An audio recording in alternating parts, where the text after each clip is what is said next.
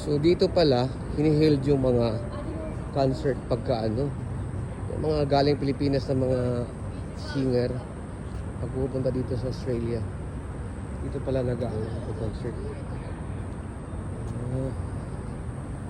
Yun. Ang init. Tingnan mo. Trick yung araw. Welcome to Brisbane.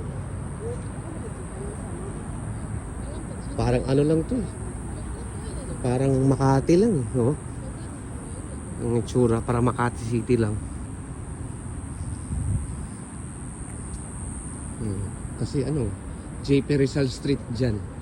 Diba, Makati? Ganyan. Oh.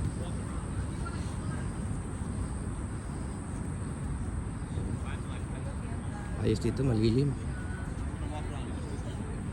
Parang Makati lang. Yun.